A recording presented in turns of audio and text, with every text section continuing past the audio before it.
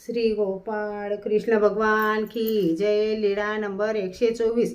कोडेश्वराच्या देवळात घाटे हरिभटाला अकृत्रिम आनंदाचा संचार। सर्वज्ञ शिंगणापूर जवळील पूर्णा नदीच्या सर्व काठावरील कडेश्वराच्या देवळात गेले। तेथे सभा मंडपात बसले। घाटे हरिभट देवतेच्या पूजेला आले होते।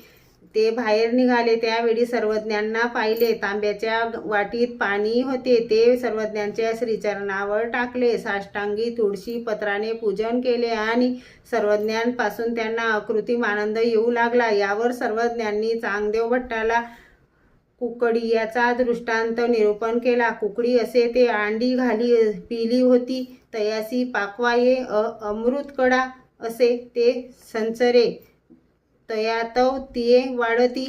तसे परमेश्वराच्या स्पर्शाने अनेकांना वेद संचरला।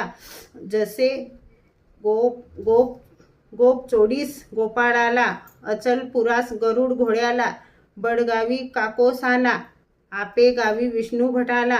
श्री चांगदेव राऊळ यांचे श्रवण केल्यामुळे श्री चांगदेव राऊळ आशीर्वाद देतात। श्री गोपाळ कृष्ण भगवान की जय।